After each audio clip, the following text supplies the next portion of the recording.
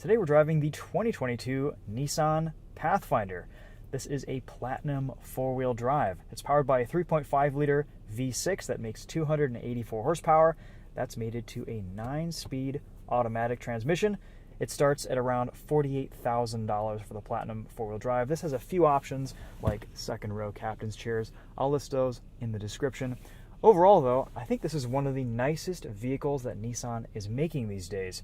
Let's walk you around this new Pathfinder, show you what it looks like inside and out. We'll take it for a drive and give you some thoughts on what this has been like to live with this week.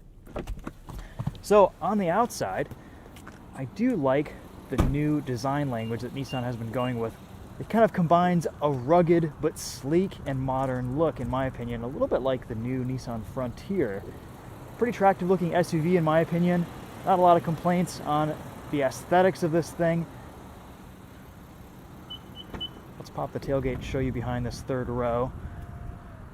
Got a little bit of space behind the seats, and you've got some storage underneath here, which is nice. Got kind of a soft close cover there. With the second row seats pulled all the way back, you still have a little bit of legroom, and you can, of course, move those seats forward. All manual controls to fold these third row seats down. Pretty easy to do. You can get a pretty flat loading surface too with the second row folded down. A couple buttons here to close the tailgate or lock the vehicle if you've got it off. This Pathfinder is rated to tow up to 6,000 pounds, which is pretty good. If you need any more than that, you should probably be looking at a big truck or bigger SUV. Lots of adjustability with these captain's chairs. Move them forward, move them back, adjust the backrests to really lean back, which is pretty cool. Let's see how easy it is to get into this third row here. So we're going to push that. It's going to tilt forward automatically. Very easy to get back here. This is really nice. Locks back into position.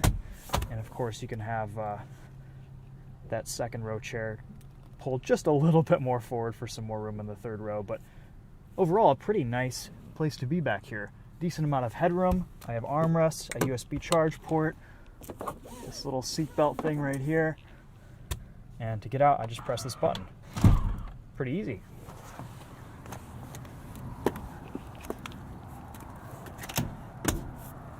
The second row is kind of the same story.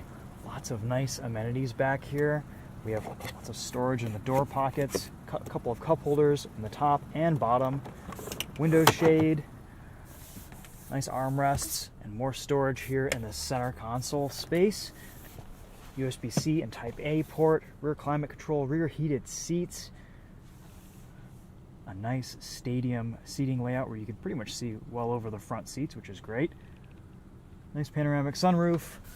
Pretty attractive looking interior. I like a lot of the materials and surfacing that Nissan has done here. They've kept the gloss black plastic out of this center area, which I applaud them for. I like the contrast between the leather, the aluminum finishes, and the plastics in this. It looks pretty sharp.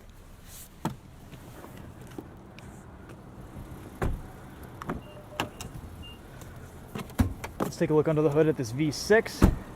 3.5-liter V6 rated for 20 miles to the gallon in the city, 25 miles to the gallon on the highway, about 22 mpg combined rating. Mounted a little bit forward to the front wheels, pretty low in the engine bay though. Let's hop on the front seat, I'll show you around that and we'll take it for a drive.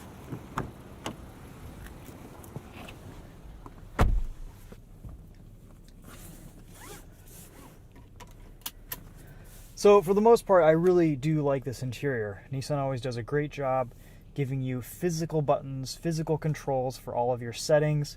You don't need to go deep into menus to change stuff. Really, the only place I'm left wanting is this digital center display.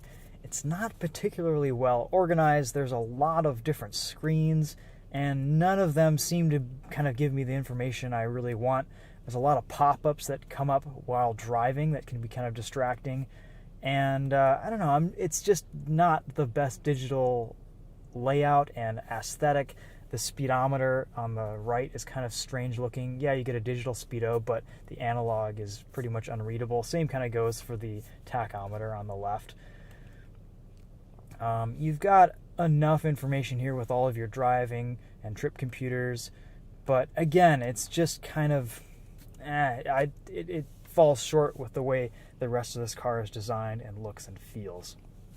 Otherwise, though, we get wireless Apple CarPlay and Android Auto, a really nice touchscreen that you can adjust quickly for day and night driving. We've got kind of the same menu setup that we see in a lot of other Nissan products, this kind of home screen that will show you weather, traffic. You can quickly access Apple CarPlay if you need to. You've got some quick access controls too for a camera, your map, your audio controls, whatever you're listening to, which is pretty nice. The shifter's pretty intuitive too. You kind of push forward to go in reverse, back to go into drive, press the P button to go into park. Feels a little bit higher quality too than some other Nissan models. You've got your parking brake right down here, a bunch of different drive modes: eco, sport, tow, auto, snow, sand, rut, mud. We're probably just going to leave it in auto today. That pretty much covers all of our bases. Pro Pilot Assist in this Nissan Pathfinder works great on the highway. We'll show you that once we get it on the road. We have a heated steering wheel, heated and cooled seats, auto climate control, dual zone, all the good stuff. Wireless charging down here. Lots of storage throughout this interior. Pretty spacious center console area with some felt padding on the bottom. We've got a little bit of a space here I don't really know what you would fit in there. It's not very big. Maybe some change or something. Decently sized glove box, place to put your sunglasses. Of course, this pretty nice sunroof. These slide, and it even says sliding visor. Look at that. All right, I think that's a pretty good walk around of the interior. I mean, everything here is pretty straightforward with what we've come to expect from Nissan. Great ergonomics, very usable. A little bit disappointed with this center digital display, but for the most part, it works. You can even put it on a calm screen setting right here, and it just does that. I would like a little bit more configurability with the gauges, and I don't know, I haven't really delved super deep into the menus on this. Maybe there is a little bit more adjustability on it, but I'm just not terribly impressed with it right off the bat. Okay, let's take this thing for a drive. I'll show you what the reverse camera looks like. Pretty high res, pretty nice. Nice 360 camera. Good use of screen real estate here too. I have excellent visibility throughout this vehicle. Front to back, everything looks pretty good, even with the third row all the way up.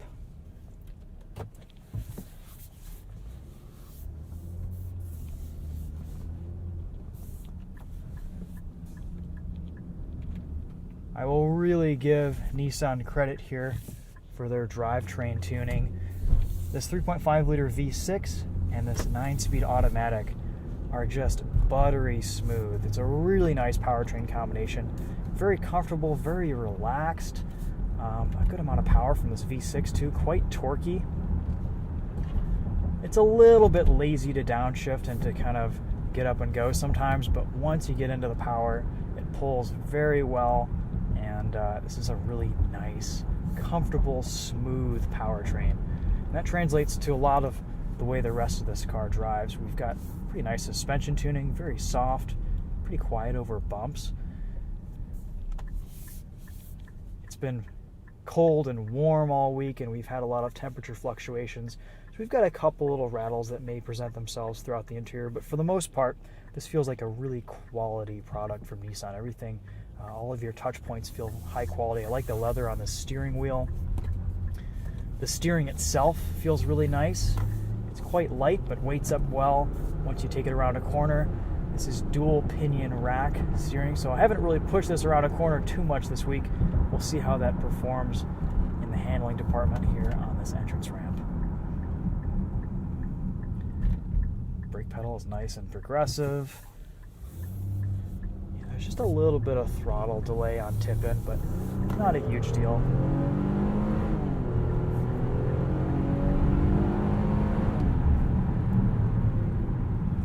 Actually decently quick. And for an SUV, the steering around a corner is fantastic. Very neutral, not a lot of understeer.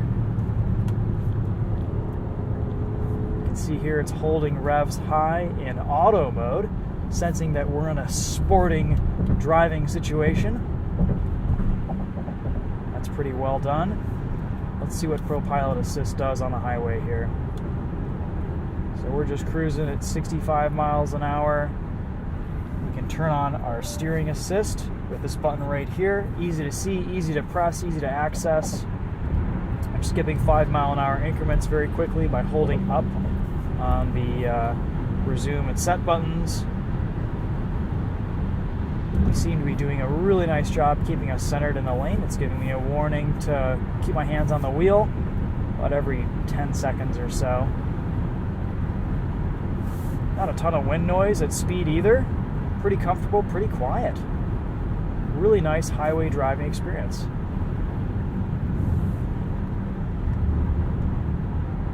We'll leave the system on and see how it brings us down from speed following some traffic here. I'm going to give it a little bit of help around these corners. I don't expect it to navigate these entrance ramps.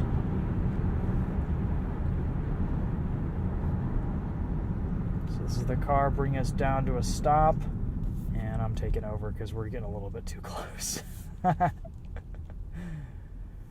Also, whenever you do activate the ProPilot Assist, the cruise control, any of it, it'll automatically put you into this screen that shows you your following distance and what system settings you have enabled.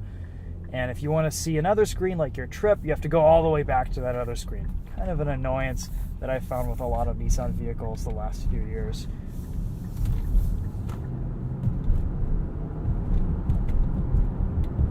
Let's take one more entrance ramp, and we'll give ProPilot Assist a second go here.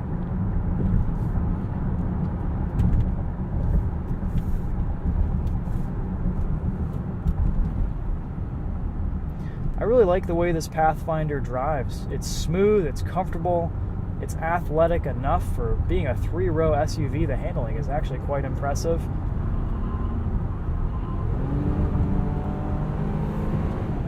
Power from this V6 is fantastic.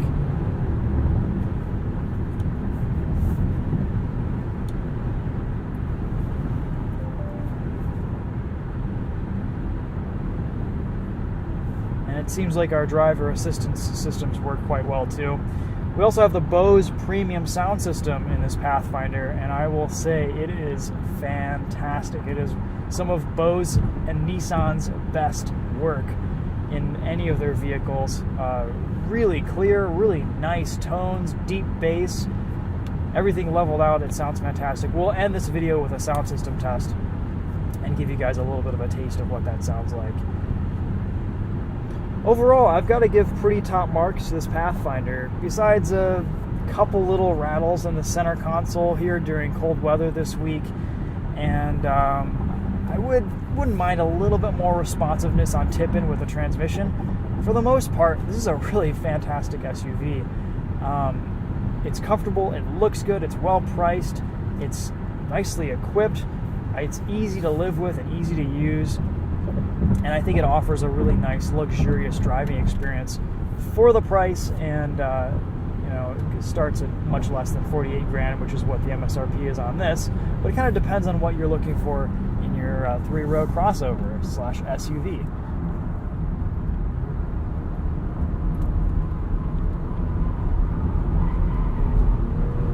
Wow, look at that.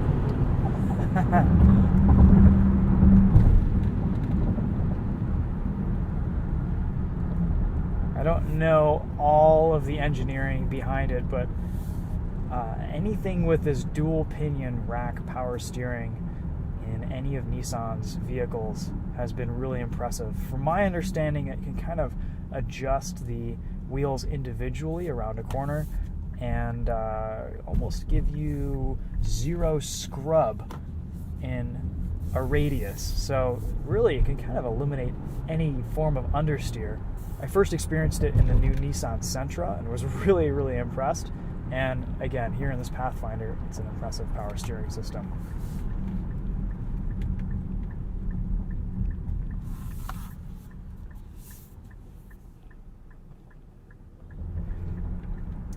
I did do some driving earlier this week in wet, slippery, inclement weather, and I will say I'm not as impressed with this all-wheel drive system as I thought I would be.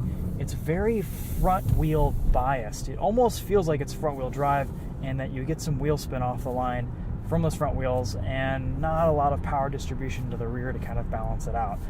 So, the rear axle will kick in eventually, and it does a nice job distributing power and doing its thing around corners. It feels very neutral, but off the line sometimes, especially with a little bit of steering angle, you'll get quite a bit of front wheel spin. And for a minute, I had to kind of check to see and confirm that this was actually all-wheel drive. And it is. It just sometimes fools you a little bit. So a little bit of a complaint there, but for the most part, if you don't have a heavy throttle foot, you won't really notice it.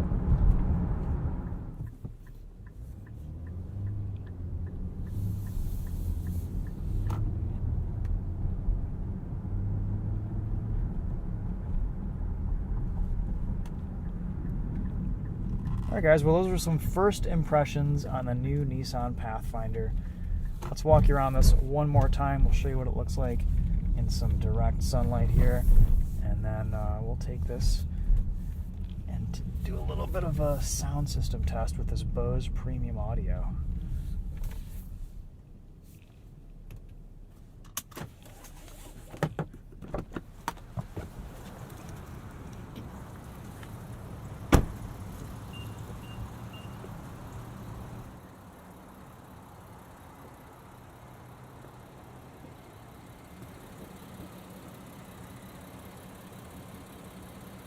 We'll also be posting some videos on this on the Winding Road Magazine YouTube channel. Let me know if you have any questions in the comments. Thanks for watching, and if you don't want to see the sound system test, we'll see you guys in the next one. If you do want to stick around though, stay tuned.